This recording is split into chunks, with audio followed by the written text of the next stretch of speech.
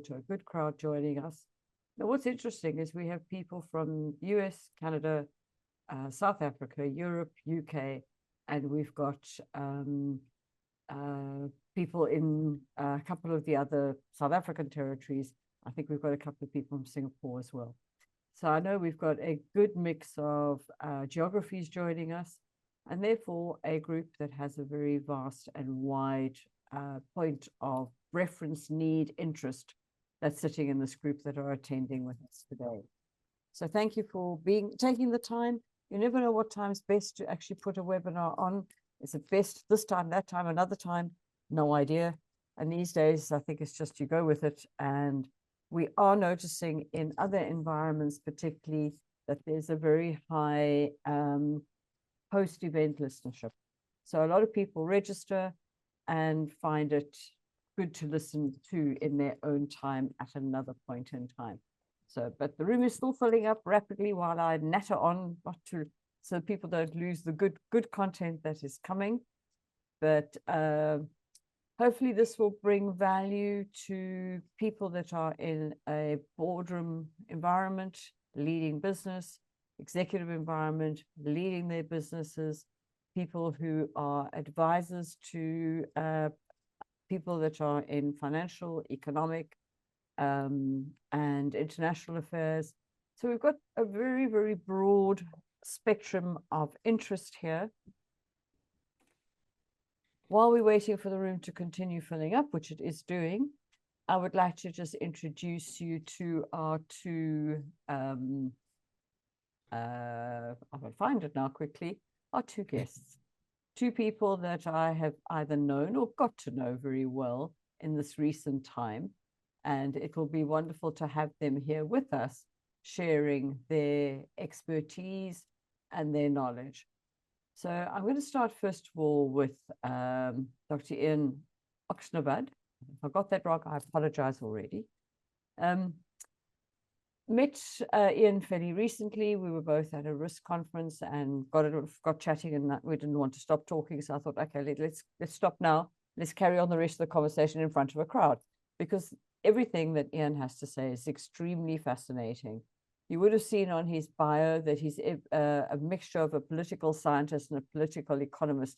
I don't know quite how I would shorten that, but an interesting environment. So he's done everything from financial services and money laundering and personal risk environment right the way across into the political risk spectrum. He's done advising, but he's also done education. He's got his doctorate as well. So a man who seriously knows what he's talking about in this space. So I welcome you, Ian, and we will turn to you shortly to share with the audience. Mohamed Cassimjee, who I know as Mo, I've known him for a good while now.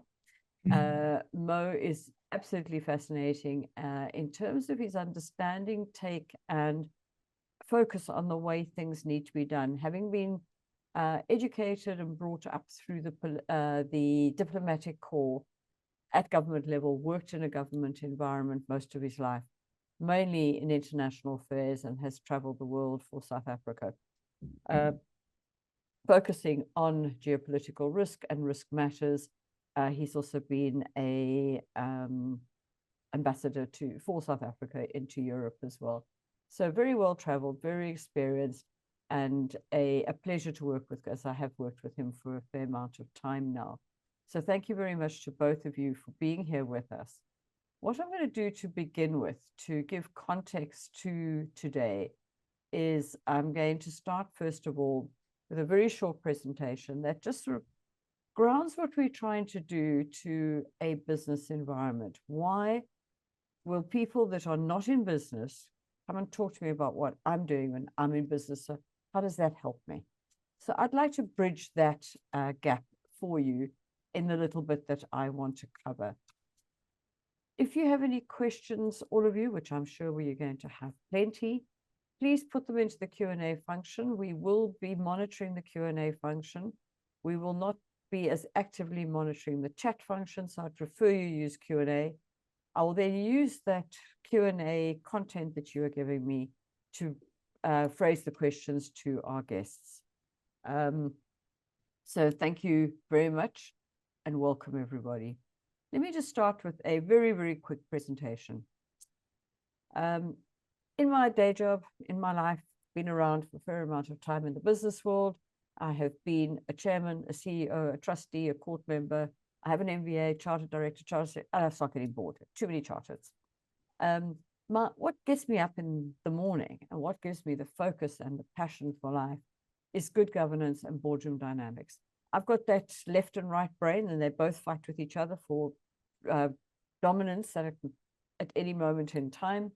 So I work in the whole boardroom dynamics world, which is dealing with people, dealing with the color of life and the complexities of what is driving people and people management.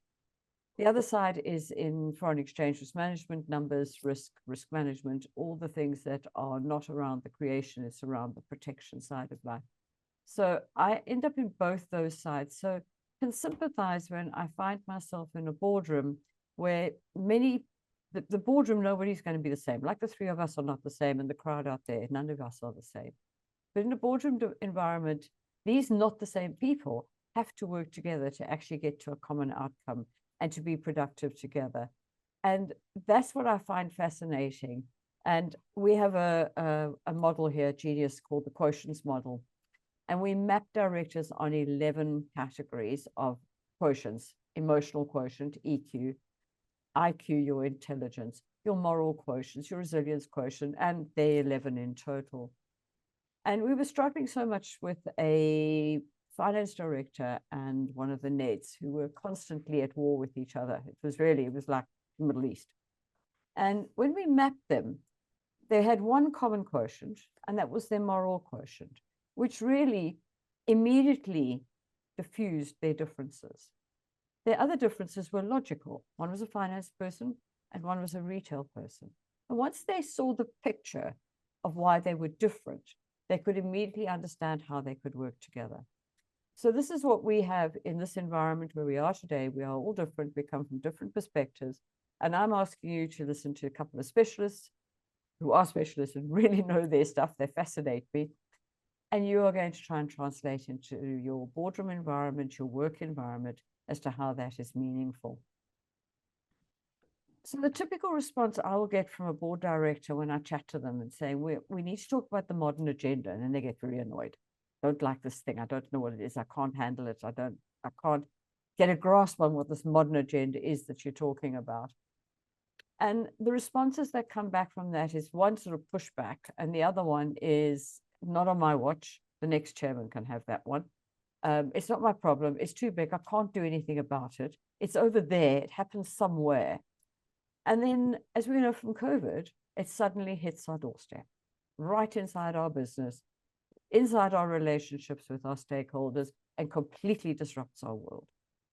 So we know it can happen. And I think we mustn't lose that very current memory that it is really critical that we do make sure at all times that we've got our mind open, our brain open. We mustn't sit in a box with the box closed. It's not helpful. We must be out there looking at those blue skies. Putting our head in the sand is not an option. It's going to hurt when it hits you, but you won't see it coming, but it's still going to hurt. And just for those who'd like to know, ostriches don't put their heads in the sand. They put their heads under their wings. But anyway, I thought this one was lead to more amusement and gave me another story to share. Where does this agenda reside within a boardroom environment? To some, nowhere. Please take it away. I don't want to see it. Others will say that belongs in the risk committee. Absolutely no problem with that. Let's deep dive. Let's get involved. Let's bring value out of conversations. Others will say it belongs to the whole board. We don't want to do any deep dives. We'll go over the top and pretend it's not there. And you have these two different chair styles as to what it is that's going to happen. At the end of this few slides, I'm going to share with you a genuine case study of just some of the things I could remember that happened to one company, just one company. So we have battles and wars that we need to worry about. Now, out there in the geopolitical space, there are battles, there are wars, but also in our business environment, which things need we to worry about? Which ones do we have a little battle about? If we don't win them, we don't win them. What are the absolutely not negotiable things we need to do for our business? And as the company secretary, as the chairman, as the lead on governance, we need to make sure that we attend to these things equally. So we can change the way we operate depending on how critical it is we win a certain argument. And if it is really critical that our chairman has to come out of the 14th century, well, then we have to win that war. We really need to win that one.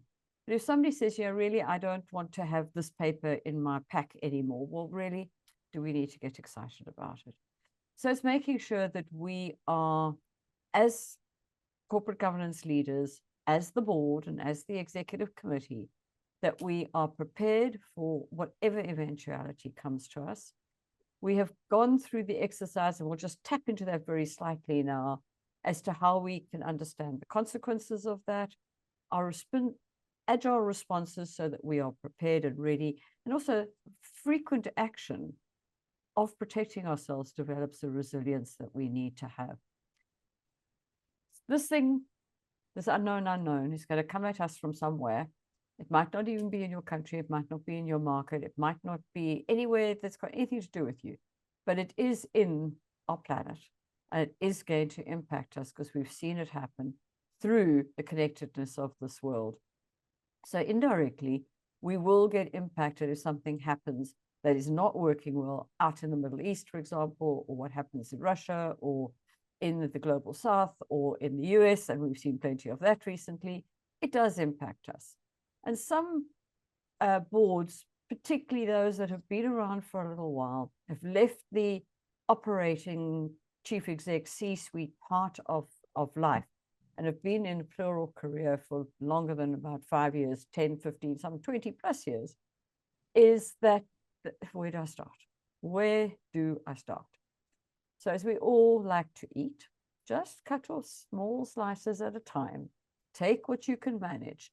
Work with what is digestible at any point in time. Split it up, share it. We all know that we make friends over food. Share it. Get these pieces out to other people. Make sure that people know what's their responsibility. What is it that they have to do?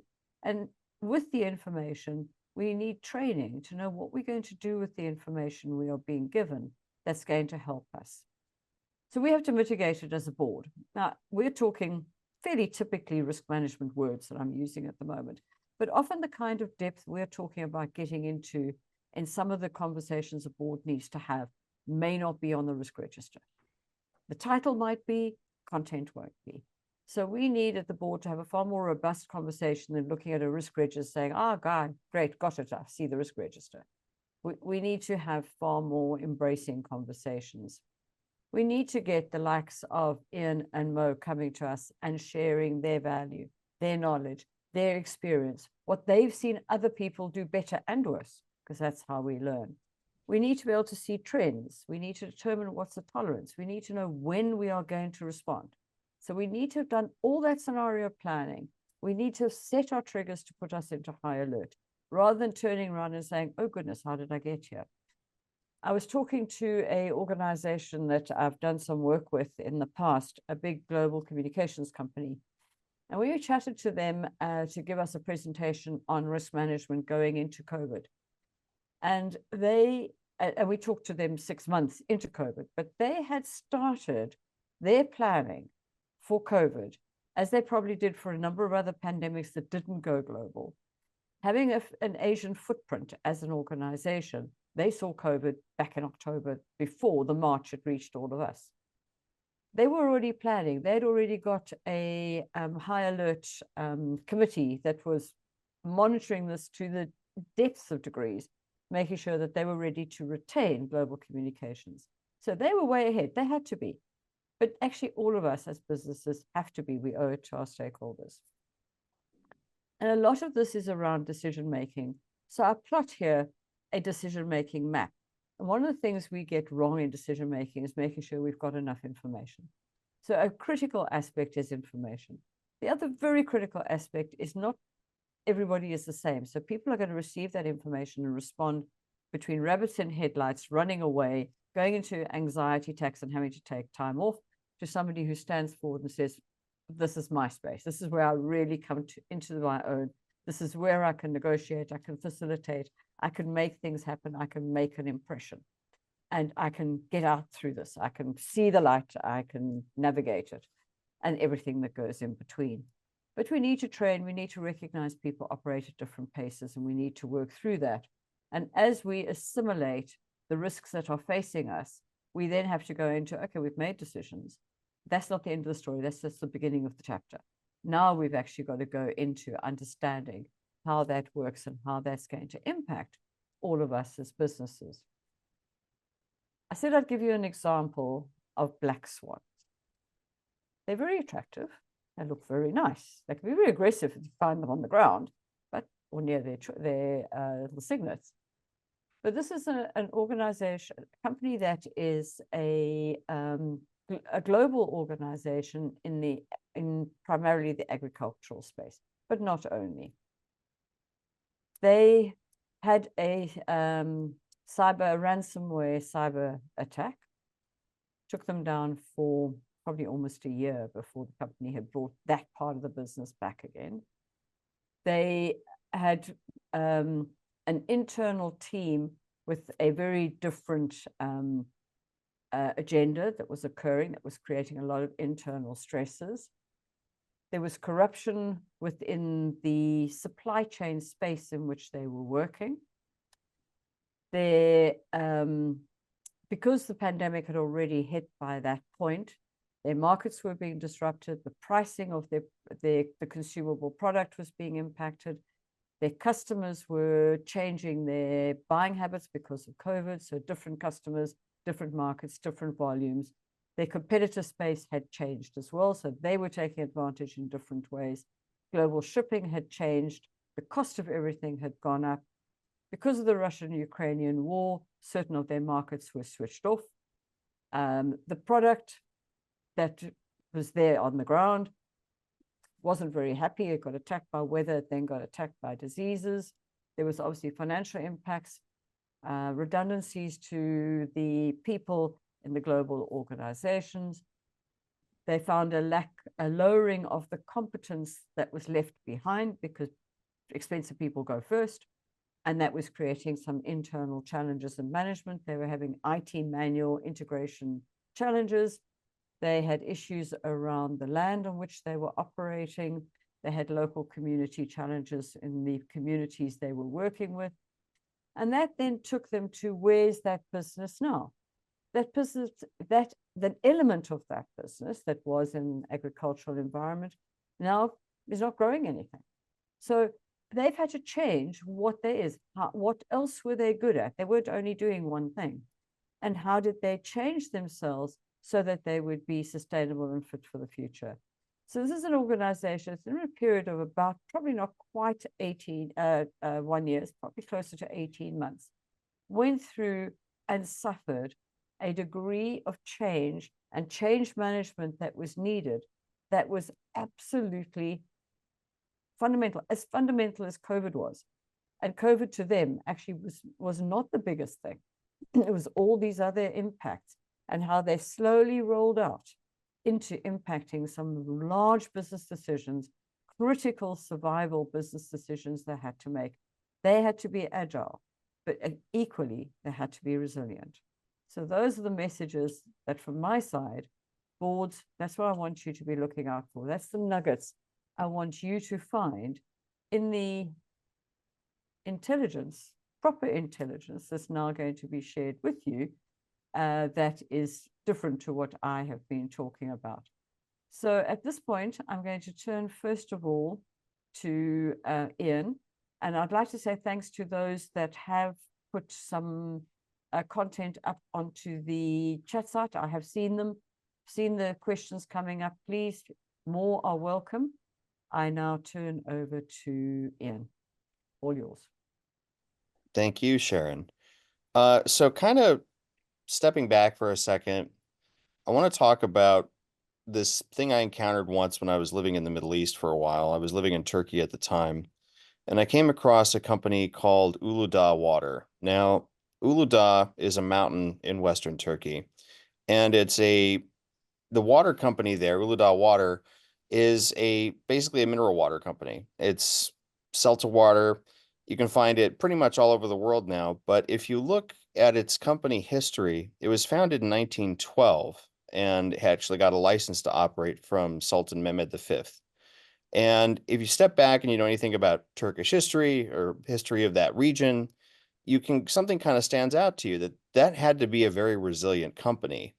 If you think about the fact that it survived the collapse of the Ottoman Empire, it survived foreign occupation, supply chain disruption from World War II, the Great Depression, periods of hyperinflation, coups, a massively corrupt business environment, the Cold War, all sorts of different things that could be thrown at a company.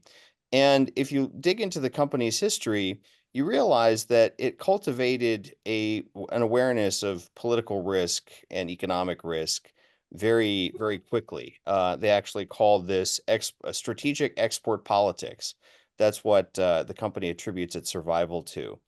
And what's interesting about this is that this is something that can be learned. It's also not something that's necessarily new. This was founded in 1912. Now you see kind of geopolitical risk is all the vogue.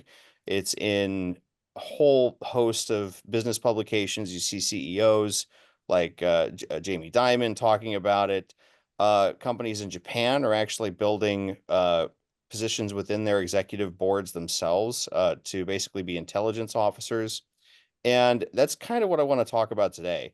If you look at what's happened over the past 10 years, if you flash back to 2010, the post-financial crisis and the recovery of that, the world that you're operating in probably looks very different. And it's gone through massive upheaval since 2008. The recovery from that, you've seen sort of the advent of sort of a new protectionism. You've seen war, you've seen pandemic. Right now, you have a number of macroeconomic headwinds. You have Eurasia at the moment that's basically severed in two from a trade aspect between the war in Ukraine and sanctions in Europe between Russia and much of the world on the Western Hemisphere. And then you also see that with trade disrupted from the Houthis and the Red Sea. Between those two things, you're actually looking at trade reverting back to sort of what it had in the 15th century, which is something that if you step back and kind of think about it, it's kind of unheard of. You see an emerging multipolarity in the international system. You see currency instability with the BRICS. You see crypto coming into discussions of central banks. A war between the US and China is not an impossibility.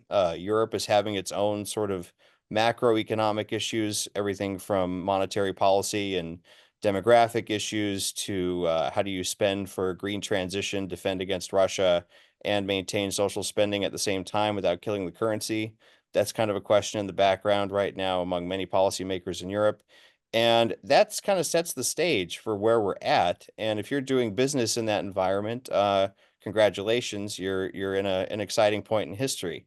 So how do you deal with this? And I want to kind of step back and kind of differentiate between risk and threat.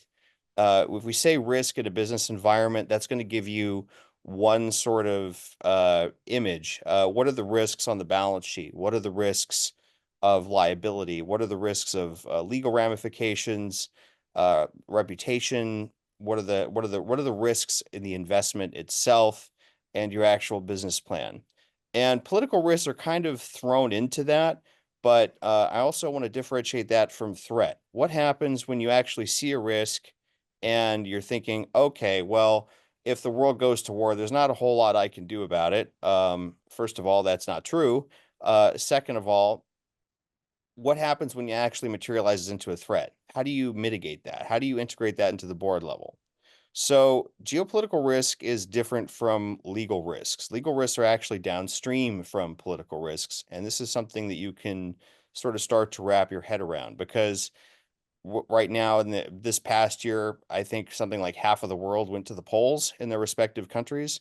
So you had a massive sort of shift in terms of policy as a result of elections. We just had a major election here that provided the world plenty of suspense and comic relief. And now that that's over, now you get to plan about how you're going to handle the next 2 to 4 years. Legal risks come from legislation, they come from regulation.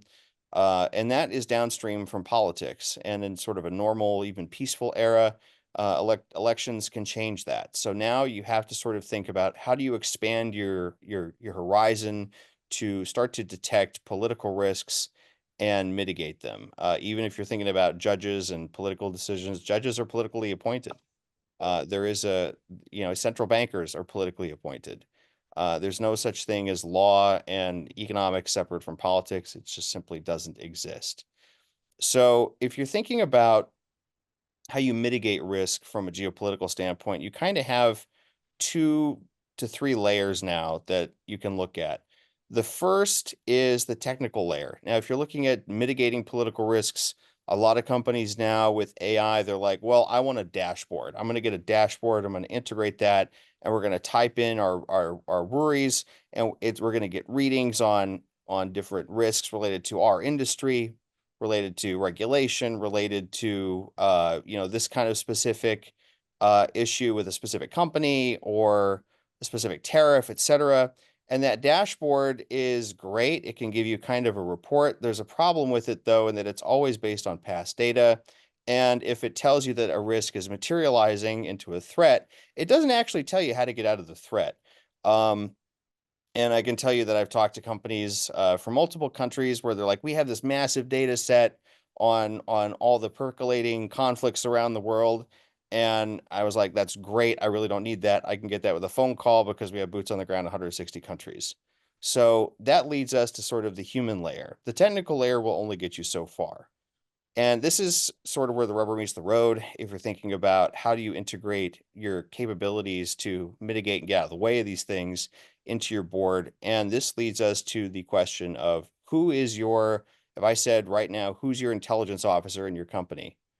Most of you probably would be scratching your heads and thinking, well, that could be the executive, that could be the CEO, or maybe that's your general counsel.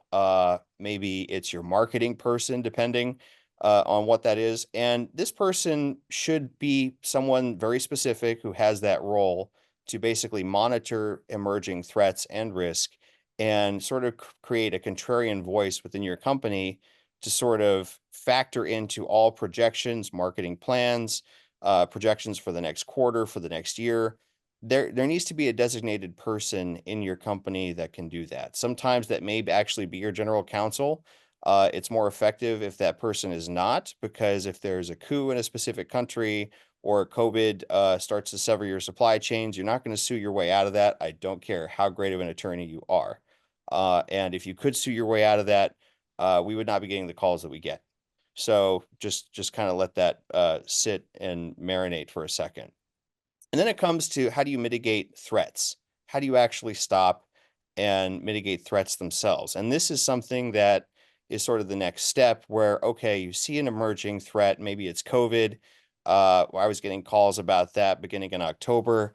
I know someone who positioned themselves very well by investing massively into healthcare stocks and medical supplies beginning in October. And they did very well over COVID. And they actually learned that experience from the Ebola outbreak in Africa and previous to that. And they actually did much better during COVID and the aftermath of that. So how do you actually react to it? Maybe it's looking at lobbying. Maybe it's talking to your industry groups. Maybe it's a security issue. Maybe you have a cyber security issue coming from ransomware in Russia. These are all things that you need to be able to have immediate responses for, because once a threat or risk materializes into a threat or vulnerability materializes into a threat, you need to be able to mitigate that as soon as possible so that you can continue to operate at a profit. You can maintain business operations. You can maintain access to capital and your customers. So once you have someone you can designate as an intelligence officer, this kind of leads us to what does that actually look like in practice? And this is something that you can do and you can integrate into board meetings very well. And this is something called the intelligence cycle. This is what guides intelligence services here in the US and around much of the world. You can do it legally without stealing anything. And obviously, it's illegal to steal secrets. That's not what I'm talking about here. I'm talking about intelligence, which is taking disparate pieces of data and information and then turning those into an actionable product for the key decision makers in your organization. And often it may look very unrelated to what you're looking at. So we just had an election here. Everyone was looking at inflation data. You could forget the polls entirely, and you could look at key issue data, how people were behaving differently. And you could see that there was massive discontent and a desire in the American electorate for a disruptive candidate. And that's not something that you would necessarily see in polls, which is the immediate source of data. That's something you would actually see elsewhere. You could look at consumer sentiment. You could look at spending patterns, investment patterns. You could even look at key tweets from key policymakers. You could look at hospital reports of new diseases and illnesses. Everything comes with a warning. A black swan doesn't just materialize out of thin air. It always leads some sort of trace, because if you kind of think about this from a contradictory standpoint, how can a black swan coexist in a world where hindsight is 20/20? It can't. You can always find something if you're looking for it. So if you're thinking about what does this intelligence cycle look like? How do you grasp these questions? Well, once you have a designated person whose job it is to look at the world and look for opportunities and threats and risk, you give them a task. Obviously, your executive board should be doing this. You come up with a key question, and this task is called tasking. That's the first step. What is this? How does this threat relate to our specific interests and our specific suppliers in East Asia? What is the ramifications of this new technology on our customer base or on our profitability later on? These are all things that can be given to an intelligence person who then goes out and collects information. Maybe you're screening third-party vendors and you're seeing that what's their exposure to the political situation in Botswana or South Africa. You have port strikes in South Africa with unions and mining strikes, et cetera. How does that impact your manufacturing operations in Germany? That's something that you can think about. That's a question that you would give. And this designated intelligence officer, their job would be to go and collect all the different information from as many sources as they can, triangulate it to control for biases, and then give a very clear picture without telling the board what they want to hear. And this is crucial. Taught courses on intelligence failures. You actually want to tell them what you're seeing, not what they want to hear. And this is where you kind of have to have someone who's very contrarian to give a very flat picture of what's there. And then once this is analyzed and presented, this leads to more tasking to sort of ferment and create a counter strategy to how do you mitigate this. And then that intelligence person will liaise with specific people within your company. Maybe it's a security officer, maybe it's your cybersecurity team, maybe it's your legal counsel. Of course, it's going to be the CEO, and maybe it even relates back to sort of shareholder relations. You're dealing with a reputational issue because you had bought this great M&A, but then all of a sudden you find out that this one division within this new acquired company is not going well, and it's leading to a ton of lawsuits because you bought a division that has a bad culture related to gender, and now you're dealing with lawsuits and bad press. How do you mitigate that? Any of these threats can emerge from without or within, and it's going to vary from the environment that you're operating in from one to another. So that's kind of how you get to this in a nutshell. You need to come up with a specific person who can be trained on how to create an intelligence product and then create plans based on this information and present it on an ongoing basis in conjunction with your executive team. And that's kind of it in a nutshell. And I'll tie it off there and we'll move on with questions once we're done. Thank you. That was very insightful for me in terms of, you talked about the interconnectivity of the world, which we all know about, but still, it's good to hear it. But the part that I found fascinating was the interconnectivity of data. I was talking to a customer of mine who's in Asia, in the agricultural space as well. And their biggest risk that they have identified through exactly this point you've been taking of correlating risk environments. And they, interesting enough, correlated it back to a situation in South Africa where somebody had come from South America into South Africa into a working environment. And they were now in a position that they were accusing gender-based violence because they had been made redundant. There was no meat in the case. But it's interesting how that connectivity is now being understood by the company in Asia, saying, we bring in migrant workers, we're bringing in new communities. This is a risk. How do we mitigate to that?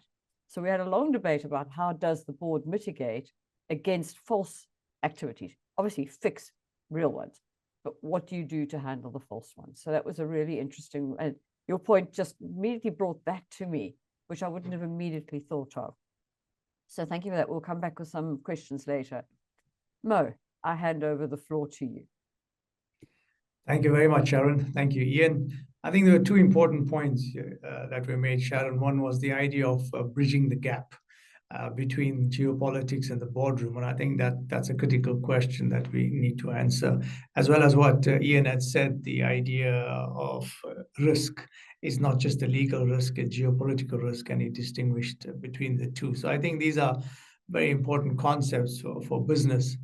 From where I'm coming from, I kind of will look at it from a three-part view. One part is looking at the overview of the geopolitical situation, not too much detail. Then we need to look at what impact that has on business. And the last one is how does the boardroom actually react to that particular set of circumstances. And I was fascinated because it's, and testimony to you, Sharon, for bringing such an important topic. It's something that's out there. I still think it's not out there as it needs to be. So I think this is important. And I think companies are beginning to realize that if they don't get their finger on the pulse regarding geopolitics, the impact is businesses suffer and the profit margins suffer. But there's also opportunities in there which we will look at, because sometimes I think we forget that in critical conditions, there are not only risks, but there are also opportunities, and companies that have navigated that have thrived. I was amazed to find that in 2014, a CEO of a major company basically said, companies are in the business of business. We are not in the business of politics. Well, that was 2014. We're now in 2024. And I think we've seen not an evolution, but a revolution in thought. And if you look at what the Financial Times had, there was a writer there who said, now companies actually need to have a foreign policy department, almost like a foreign ministry. I mean, this has completely, it's a whole different ballgame. But having said that, I mean, it's an exciting time in the world for those of us who analyze it. And I think the German word Zeitenwende, it's a massive change in history. Olaf Scholz used that terminology. That's happening in the world because you have so many things happening all at once. So you have black swan events coming together from different angles. I mean, you have the Russian invasion of Ukraine and the impact that has had on a country like Germany, one of the most powerful economies in the world, suddenly having to face the idea that its supply chain resilience of gas is at risk. And it has to do something differently, and it has to diversify its supply chain. Otherwise, that has massive consequences. And it's, we could see that process at play. We have the Middle East war, and we can see the impact that has had on shipping and the huge costs to shipping companies who now have to go through the Cape as opposed to the Red Sea. And changes in that, and the risks on daily risks to shipping companies. We've also seen, if I may say, the idea of the China-US trade tensions or trade wars. But in that case, it's an interesting outcome because the beneficiary of that has been Mexico. So companies, American companies, have now moved their operations from China to Mexico. And this has benefited the Mexico economy. So in terms of what has happened to businesses, we can see because of the geopolitical environment. But what's so different about this geopolitical environment? We've had World War I, we've had World War II, we've had various other events throughout history. I think the critical factor for me, and I'm not sure Ian sees it as well, and Sharon, is we had a world that was unipolar. We then went into a world that's bipolar, Russia and the US. Now we have a multipolar world with a lot of other emerging countries coming to the fore and challenging the status quo, for good or for bad. Whoever is on one side or the other will see it differently. But what happened previously in the last decade or so, there has been a large element of cooperation. So you had globalization, hyper-globalization. So what companies did is, let's move our operations to Vietnam, China, India, because we can lower our costs. But all of a sudden, if you have tensions, now what do we do? So you went from a world of cooperation to a world of competition to a new word that's coming out, which is a merger between competition and cooperation. And it's called co-opetition. So co-opetition is in some areas where countries decide, okay, we won't trade with China on chips because that affects our national economic security, but we will trade with them on other aspects because our economies need that. So there's also a kind of new dimension that companies need to be aware of, is that when they enter into the market space, they need to understand which sectors they're involved in. It's not simply one sector. So a company that's involved in consumer goods will trade with China and it will be supported by the government. Another company that trades with China on chips will suddenly find that there's sanctions legislation, there's regulations they need to take care of, there's various legal implications, and pressure from society as well. And therefore, they will have to look at this very carefully. I mean, the Russia issue was an interesting one, and I'm sure Ian is aware of the Yale shame report. And it shames companies that are still operating in Russia. But we saw companies having to sell their shares for $1 in order to leave Russia immediately because of the social impact that is having by people saying, why are you trading with Russia? But there are companies that are still buying gas from Russia and countries that are still buying gas from Russia, even though there's sanctions against them. So it's a very complicated scenario that has to be managed quite carefully. And that is why geopolitics has moved into the in-tray as a top priority for CEOs. Now, the issue that comes about is, how do companies look at this geopolitical? What do they do? Well, I divide it into three simple ways. One is what? Well, first, they need to capacitate the boards. Two, they need to capacitate their team. So if you have a government relations team and you don't have a geopolitical expert, then we ask the question, what's going on? You've got to capacitate your public affairs team as well. But for me, what's concerned, and I'm sure Ian has seen this, is many people out there are projecting themselves as some kind of geopolitical experts. And because it's in vogue, and there isn't a standard and industry marker to say who can provide us with the type of information that we need. We're also seeing, and this is testimony to the importance of geopolitics, companies like McKinsey, KPMG, and every week you see new reports coming out on geopolitics. And so I think it's important that the capacity of people serving are up to the standard of what's going on in the world today. If you consider that almost 4.2 billion people had voted or will vote at the end of 2024, with massive change in policy, as Ian had said. And if I just may move into Africa, because in Africa, for example, South Africa, there was a massive change. It's an anti-incumbency. We're seeing that in America. In Botswana, it's anti-incumbency. We're seeing changes we would not have imagined. And I think I will then look at also the idea of how we look at that positively or negatively. But I was talking about the capacity of boards and the importance of having the right people in the right places. The second issue is you spoke about the dashboard, Ian, and yes, Sharon, I think a dashboard is important. Most risk agencies on geopolitics have a dashboard, something they can sell to boards, and it makes it look as if there's something being done. But I think, that's what is also important, is not just having a dashboard, but having a presence on the ground. Because a company, you can't sit in a company boardroom and do research when you do not know who the people are. If you have a mining operation in Chile, you don't know the government, you don't know the people, you're unable to read the winds that are blowing. Yes, geopolitics is not a definite science, but if that was the case, all the embassies in the world should close and everybody should have a foreign ministry, which will save enormous amount of costs and make projections, which doesn't work. And we've seen that. We thought the internet will remove diplomats, we thought various things, but that has not worked. So you need people to travel and to be on the ground and to see what's happening. I think that's very important. As well as we can see, we can't rely on polls anymore. We had to rely on the American polls. Well, it's turned out quite differently, including other places where there's anti-incumbency vote, and people are hesitant to share who they're going to vote for various reasons. I think so.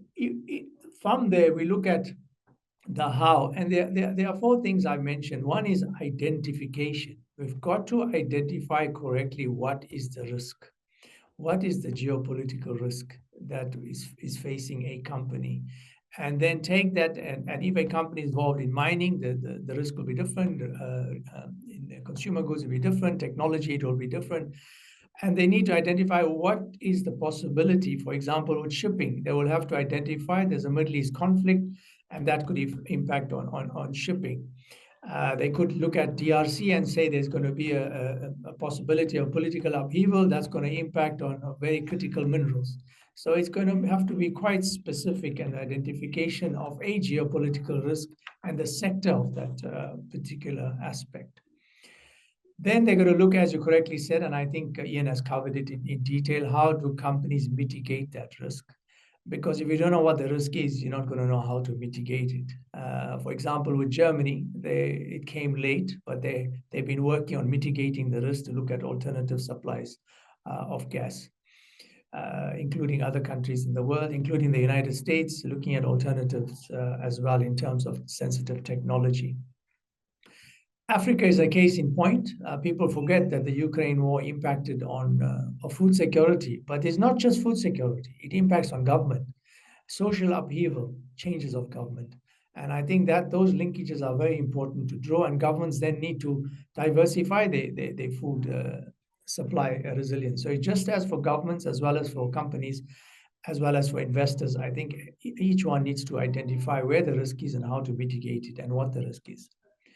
Then my point is, often we see that people talk about the risks, but there are opportunities.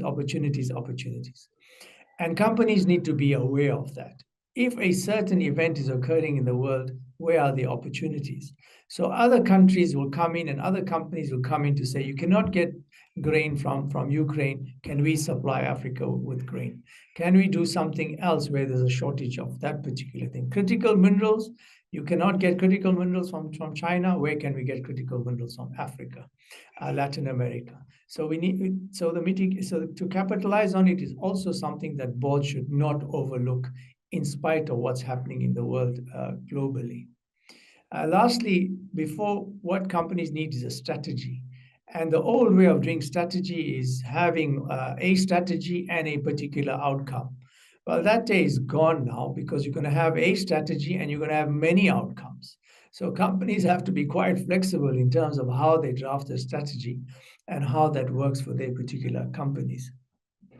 So I think I've covered most of the issues. And just to close by saying, I mean, even the IMF in a recent report has highlighted the impact of geopolitical risks. And I think for me, it's an exciting topic, it's an important topic, but a lot more needs to be done so that it moves out of the back room into the boardroom. Thank you, Sharon.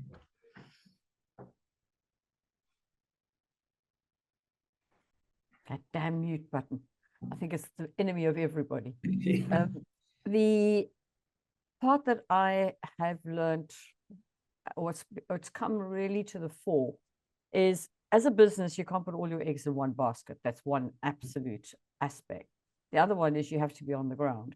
And I think the other very clear message that you shared with us, what is political risk? And all of you, or both of you, have sort of pointed out things that people wouldn't possibly have put in that basket called geopolitical risk. And I think that is an interesting part that's come out of this, is the kinds of things we need to think about, and they're not necessarily typical to what we thought they might be. So I think the lesson is also widening our mind. There's quite a few questions, but I'm just going to try and summarize at least 3 of them into one sort of statement and get some feedback from our guests. In a boardroom environment, one of the key roles of the chairman is to create a safe place. Now that sounds logical. It very seldom is really truly present, where you can actually genuinely ask the difficult question. particularly if you are threatening the knowledge of or the comfort of or any other aspect of those in the senior position within the boardroom environment, CEO, chairman particularly. So however much this is our objective, it is a difficult one to achieve and is not achieved often as well as it should be. But if we have achieved a safe environment within a board, we now have a place that it's safe for the spanner, the contrarian, the one who's going to ask the difficult question, the one who's going to tell truth to power. This is actually what you need to know. All those aspects, they can actually come forward and not lose their job for the purpose of actually asking the difficult question as another non-executive director. Or it's fine when it's an external consultant. They can talk truth to power a lot more easily than somebody that's inside the organization. So the part that you brought up, which I thought was very powerful, Ian, is we have people that are the government liaison officers within big global companies. We now need the geopolitical liaison officers, where you've empowered the individual to be the contrarian. But to ask somebody in the risk department to come up with a paper on geopolitical risk and they talk truth to power, they're probably not going to be loved. So you get that kind of pulling and pushing that occurs between what we should be doing and what we can accept in our own mindsets at that point in time. So this open dialogue is really quite a critical thing that we need to create. Any insights that you can give that would support a director being the spanner or the contrarian, or not so much the outsider, that's an easier one, and this chairman, how can we make this environment safe to actually be honest and transparent? Either one of you put your hand up first. So that's you're laughing. I'll give it to you. well, I'm thinking of like actual encounters, both from real life and in fiction. I mean, and I think this kind of relates to a different problem. You need to have, with a contrarian themselves, they need to understand who are the different actors involved and who are their interests, what's their vantage points, and that requires a sense of humility on the part of the contrarian. You need someone who can also not approach data as a sacred cow. A lot of people, they see these polls. Polls are very easily done badly. They're very easily doctored. I've seen that done on purpose very unethically before by other people. You need someone who's willing to slice into data and ask the questions that nobody's comfortable in asking, and then dig into that and have the humility to take apart the data, know when they're wrong themselves. And then if they have that data at their back, they can go into the executive and basically say how it is. And if you have a bad leader, this kind of leads to something else. If you have a bad leader in the executive board or a bad CEO, and they're not open to that new information, that's going to be a detriment to the company. The contrarian, there's an artful way of telling someone that they're wrong. And if you have a good relationship with your executive, then that shouldn't be an issue. You should be able to walk right in and say that this is a bad idea. So for example, Starbucks made its foray into the Middle East a few years ago in the early 2000s, mid 2000s. And it was because their executives went to the Middle East and they're like, coffee culture is huge here.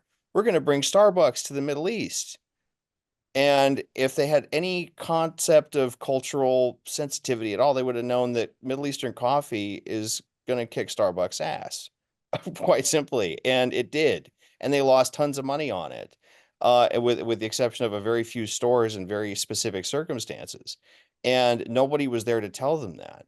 But somebody should have been able to. And if you have a bad leadership, you're not going to have that contrarian person be open. So it's a relationship issue.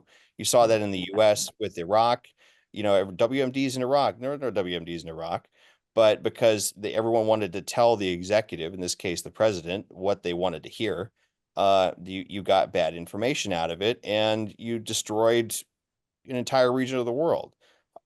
So you need to have that confidence on the part of the contrarian, and you need to have that humility on the part of the executive ultimately for that to work. Very valid. Mo, do you want to add to that quickly? And I want to ask you guys one more question each. And then, Amadeo, I see your question. I've taken a note of it. We'll come back with a formal reply to your question. Otherwise, we might be here on a consulting session for a long time. And it's an interesting conversation that's been brought up there. But Mo, your comment on that safe environment, and then one question each after that, and we've only got 4 minutes left.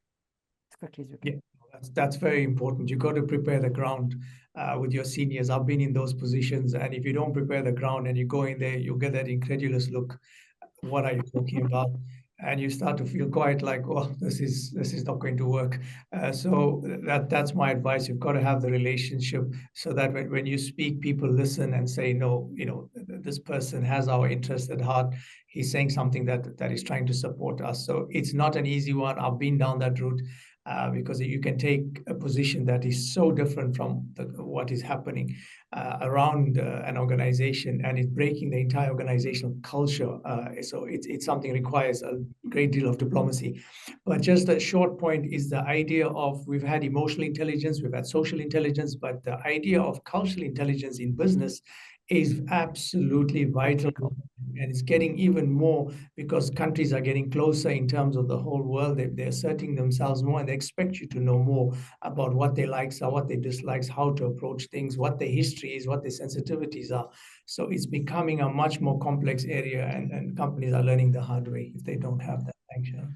So back to our intelligence cultural officer, who can travel the world, fit in, understand, respect, learn, and take back the messages in a way that the business can trust them, see that they have done their homework, and can learn from them, because that's the message they're trying to bring to power. Quickly, and I know we might run over, so anybody who wants to drop off, I totally respect, we might run 5 minutes over. Ian, please give us some insight. I've just looked at a graph on the sterling dollar exchange rate running up to the 15 days before the election and the 15 odd days that we've had since the election. So probably 11 days either side, 15 days either side. And it's flat and it falls. It does exactly that on that graph, where the dollar has strengthened since the election outcome. Tell us a bit about what actually happened. What do we think is going to be different in the world with a Democratic and Trump as our future president? So, Sorry, in a nutshell, a Republican stroke Trump. Sorry, Republican led by Trump. Let me get that right first. He's been both. He's been a Democrat and a Republican, but a Republican Trump. Yeah, he was just reelected. So there's a massive anti-incumbency and I would say resentment towards Washington across the country. And the polls all showed this. If you dug into the data, aside from the candidates themselves, this was a structural election, not one driven by personality. And it's not one driven by ideology either. I know a lot of people are painting it that way. That's not really accurate. There's a sense that Washington is massively out of touch. And having been to DC and having worked with people on the Hill on policy issues, I can tell you that there's a lot of validity to that. So when you see Trump coming in with this popular vote and the electoral college vote that he got, you're seeing a very emboldened administration that's going to want to cut government spending massively. So you see this thing, it's not comedy, even though it sounds like it, where you have Vivek Ramaswamy and Elon Musk creating this Department of Government Efficiency, the Doge, which is named after a cryptocurrency of all things. It sounds comical, but they want to cut spending significantly and reopen energy. So by cutting demand on the government side, the government's a huge facilitator of demand. That's one of the reasons why Keynesian economics worked back when it did. And the opening up of energy and deregulation, that's going to increase supply. You're going to see a much stronger dollar, and people are hedging their bets on that. That's one of the reasons why you probably saw that move with the pound. That's ultimately what it comes down to. The dollar is going to be in a much stronger position. It also doesn't have the coordination problems that the BRICS do. The BRICS, they want an alternative system, but ultimately that has to be pegged to a currency.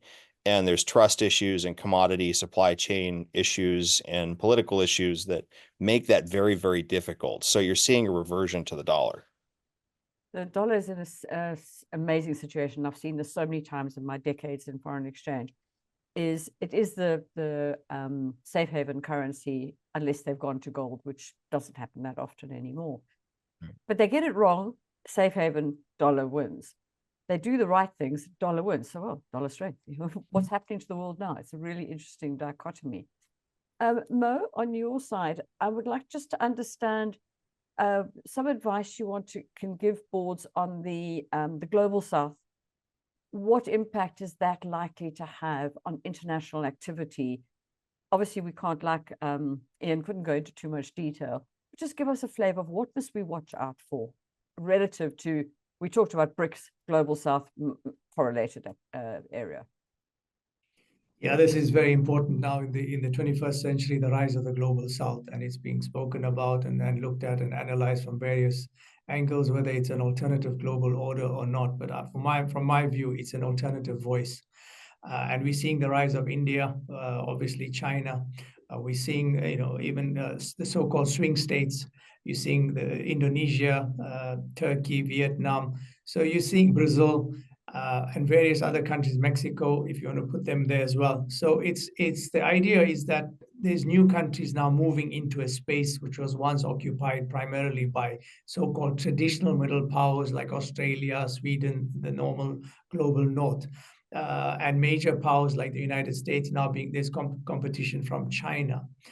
So I think this is going to play itself out, because if you take a BRICS, they're forming organizations. So if you take BRICS, their GDP is now exceeding many other countries and other global blocs. So they're going to become important players. But the problem being that some of the countries within the global south are having tensions with countries in the global north. That's why the G20 is a very important event. We've just finished in Brazil, and there were some issues, but world leaders were there. The next one is going to be in South Africa. It's going to be interesting to see if Trump is going to be there, which world leaders are going to be there. And South Africa is going to be in a very strong position because of where it is to govern national unity to try and influence the outcomes of G20. So G20 is, and it also includes the African Union. So out of all the blocks, it's one of the blocks where there's no global north, global south. Obviously, in communiques, there are issues, but it's an important organization now in terms of bridging that divide and showing and showcasing the importance of the global south, both in politics as well as in business. Thanks. Thank you. I would love to carry on, but we do promise our guests we finish on time, and I'm breaching my rule for one of the first times in a long time, but worthy of the extra 4 minutes. Thank you, gentlemen. It has been an amazing session. I think we all have got a few good, valuable nuggets to take away from this. So with your permission, I'm going to condense this into a small little paper of what we've covered and share it with our registered and physical attendees. Thank you very much. And I really appreciate what we've learned today. It's been really great. Thank you, Sharon. Thank you, Ian. Thanks, Bye. both of you. Great fun. Thank you, everybody who's with us still. Many did stay the journey. And thank you very much. Good night.